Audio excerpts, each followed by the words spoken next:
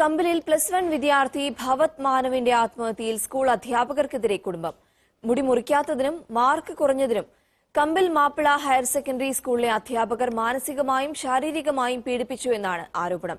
കുടുംബത്തിന്റെ ആരോപണം ശരിവെച്ച് സഹപാഠികളും രംഗത്തെത്തി.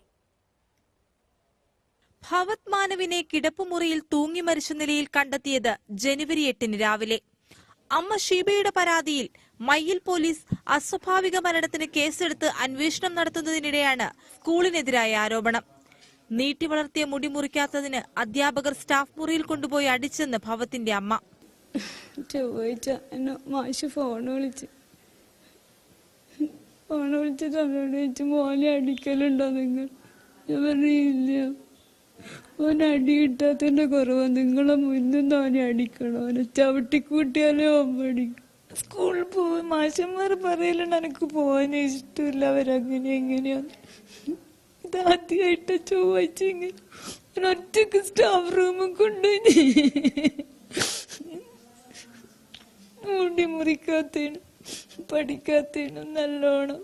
ഗുണ്ടകളെ പോലെ കുട്ടികളെ അധ്യാപകർ തല്ലുകയാണെന്ന് മറ്റു കുട്ടികളും പറയുന്നു. അപ്പൊ ഈ +1 വിദ്യാർത്ഥി ഈ പയ്യന്റെ മരണത്തിന് പിന്നില് ഇവിടുത്തെ സ്കൂളിലെ അധ്യാപകരാണെന്ന് ഡയറക്റ്റ് ആയിട്ട് തുറന്നു പറഞ്ഞിരിക്കുകയാണ് രക്ഷിതാക്കൾ. ഒരു രക്ഷിതാവിനോട് വിളിച്ചൊരു അധ്യാപകൻ പറയുന്ന കാര്യങ്ങളാണ് നിങ്ങൾ ഈ കേട്ടത് അമ്മയുടെ വായിൽ നിന്ന്.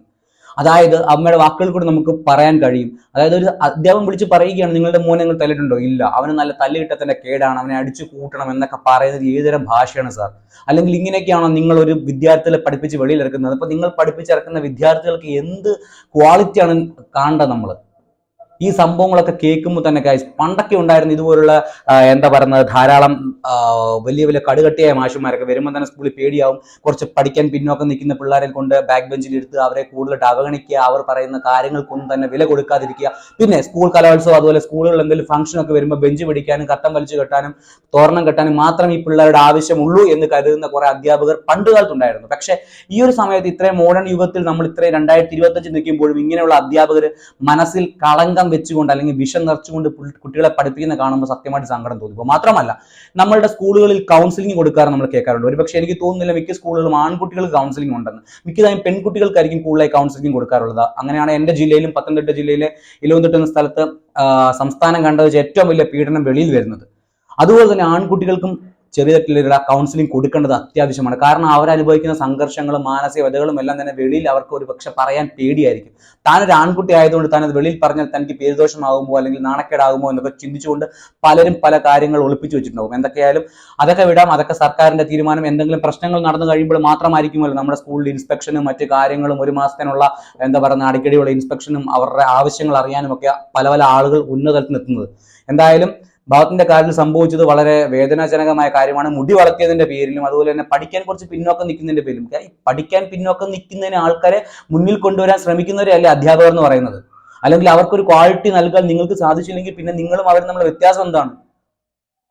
മക്കളെ വിശ്വസിച്ച് സ്കൂളിലേക്ക് വിടുന്ന രക്ഷിതാക്കൾക്ക് ഇങ്ങനെയുള്ള അനുഭവങ്ങൾ നേരിടുമ്പോഴാണ് സാറുമാരെയൊക്കെ പലതരത്തിലുള്ള ചീത്ത വാക്കുകളും അതുപോലെ കയ്യാങ്കളിയും വരെ എത്തുന്നത്. എന്തായാലും ഈ പയ്യന്റെ കാര്യത്തിൽ സംഭവിച്ചത് ഇത് തന്നെയാണ്. മാത്രമല്ല അവിടുത്തെ കുട്ടികൾ വൻ രീതിയിലുള്ള അലിഗേഷനുമായിട്ട് ഈ സ്കൂളിനെതിരെ വരുന്നുണ്ട്. ഈ സ്കൂളിനകത്ത് തന്നെ ഇടിമുറികൾ ഉണ്ടെന്നാണ് അവർ പറയുന്നത്. അതായത് അവിടുത്തെ അധ്യാപകർ തന്നെ പറയുന്നുണ്ട്, ചില റൂമുകളിൽ കൊണ്ടിട്ട് ഇടിക്കും, അങ്ങനെ ഇങ്ങനെ പറഞ്ഞ് പിള്ളേരെ ഭീഷണിപ്പെടുത്തുന്നതായിട്ട് ചില കുട്ടികൾ വന്ന് പറയുന്നുണ്ട്. അതിൽ റീസെന്റ് ആയിട്ടൊരു ഈ സംഭവത്തിൽ തന്നെ ഒരു കുട്ടിയുടെ വാക്ക് നമുക്ക് ജസ്റ്റ് കേട്ടു നോക്കാം. പറയുന്നത് എന്താണ്? ഒരു കുട്ടി എന്ന നിലയിലല്ല നമ്മളെ കാണാം. ഇത് അവരൊരു എന്തോ ഒരു ജീവി, നമ്മളെ മുമ്പിൽ പരീക്ഷണത്തിന് കൊണ്ടുവന്ന ഒരു ജീവി എന്ന രീതിയിൽ അവരെല്ലാരും കാണാം. ഒരു CBI അന്വേഷണം നടത്തുന്ന പോലെയാണ് ഒരു പ്രശ്നം ഉണ്ടായ ഇവിടെ ഓരോരോ ആൾക്കാർ സംസാരിക്കാം. അവരൊന്നും നോക്കൂല, ഒരു കരുണ ഒരു ദയ എന്നൊന്നും ഇവിടെ ഇല്ല. പല രീതിയിൽ ഇവർ നമ്മളെ ഉപദ്രവിക്കും. ഇവിടെ ഒരു ഫിസിക്സിന്റെ ലാബ് ഉണ്ട്, അതാണ് നമ്മൾ ഇടിമുറി. എന്തെങ്കിലും പ്രശ്നം ഉണ്ടെങ്കിൽ ആടെ കൊണ്ടുപോയിട്ട് അടിക്കും. ഇവിടെ നമുക്ക് സീനിയേഴ്സിനെയും കാട്ടി പേടി ഇവിടുത്തെ ടീച്ചേഴ്സിന്. അങ്ങനെയാണ് ഇവർ നമ്മളോട് പെരുമാറുന്നത്. ഒരു ഗുണ്ടായിസാണ് ഇവിടുത്തെ ഓരോ ടീച്ചേഴ്സും നമ്മളോട് ചെയ്യുന്നത്. സ്കൂളിനെതിരായ പരാതിയിൽ 6 അംഗ അന്വേഷണ കമ്മീഷനെ നിയോഗിച്ചെന്നും തുടർ നടപടി ഉണ്ടാകുമെന്നും അവിടുത്തെ കുട്ടികൾക്ക് പോലും ഇവരെ അധ്യാപകരെ ശരിക്കും പറഞ്ഞാൽ പേടിയാണ്.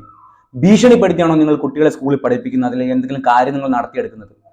ഇങ്ങനെയുള്ള ഓരോ സ്കൂളുകൾ കാരണമാണ് മറ്റു നല്ലൊരു നടക്കുന്ന സ്കൂളുകളുടെ പേര് നശിച്ചു പോകുന്നത്. ഒരു ഡ്രസ് കോഡും ചിലപ്പോൾ സ്കൂളിൽ വരേണ്ട ചില മാനേഴ്സും ഒക്കെ പണ്ട് കാലങ്ങളിലൊക്കെ നമ്മളെ പഠിപ്പിച്ചു വെച്ചിട്ടുണ്ടായിരിക്കും. മുടി അധികം വളർത്തി നീട്ടി വരരുത്, പിന്നെന്താ ഈ ഡ്രസ്സ് ധരിക്കണം, യൂണിഫോം ഒക്കെ ഓക്കെ ഗൈസ്. പക്ഷെ ഈ മുടി നീട്ടി വളർത്തുന്നതും അതൊക്കെ ഒരു കുട്ടികളുടെ ഇഷ്ടമല്ലേ. ഇനി ഇൻ കേസ് ഇഷ്ടം അവർക്ക് അത് താല്പര്യമില്ല, സ്കൂളിന്റെ റൂൾസിനെതിരാണെങ്കിൽ നിങ്ങൾ മാതാപിതാക്കളോട് സാമ്യമായി പറഞ്ഞ് മനസ്സിലാക്കണം. അല്ലെങ്കിൽ കുട്ടികളെ സമയം പറഞ്ഞ് മനസ്സിലാക്കണം. അതിന് പകരം അവരെ ഭീഷണിപ്പെടുത്തുകയും തല്ലുകയും ഒക്കെ ചെയ്തു കഴിഞ്ഞാൽ അവർക്കുണ്ടാകുന്ന ട്രോമ ഒരിക്കലും താങ്ങാൻ കഴിയില്ല. ഒരുപക്ഷെ കുട്ടികൾക്ക് സ്കൂളിൽ പോകാൻ തന്നെ പേടി വരും. പിന്നീട് വീട്ടുകാരുടെയും മറ്റും നിർബന്ധം കാരണം സ്കൂളിൽ പോകുന്ന കുട്ടികൾ അവിടെ അവർക്കൊരു അൺകംഫർട്ട് ഫീൽ ആണ് ചെയ്യുന്നത്. ഒരുപക്ഷെ അതുകൊണ്ടൊക്കെ ആയിരിക്കാം ഈ ഒരു പയ്യൻ ഒന്നും സഹിക്കാൻ വയ്യാതെ ആ പയ്യൻ തന്റെ ജീവിതം അവസാനിപ്പിക്കാൻ തീരുമാനിച്ചു. എന്തായാലും ഒരു കടുത്ത തീരുമാനമായി പോയി. ഇനിയെങ്കിലും ഇങ്ങനെയുള്ള കുറെ എന്താ പറയുന്നത്, ഇത്രയും കാലത്തിനൊത്ത് വളരാത്ത കുറെ സ്കൂളുകളും അതിനൊത്ത കുറെ മൂരാച്ചി അധ്യാപകരും. എന്തായാലും ഇവരൊക്കെ തിരുത്തേണ്ട സമയം കഴിഞ്ഞു. തിരുത്തിയില്ലെങ്കിൽ അതിനുള്ള നിയമവും കൊണ്ടുവരണം എന്നുള്ള സമയം കഴിഞ്ഞിരിക്കുന്നു. എന്തായാലും ആ പയ്യന്റെ കാര്യത്തിൽ എന്തെങ്കിലും നീതി ലഭിക്കുമെന്ന് നമുക്ക് പ്രതീക്ഷിക്കാം. കേസ് എടുത്തിട്ടുണ്ടെന്നാണ് കേട്ടത്. ബാക്കിയൊക്കെ കണ്ടറിയാം.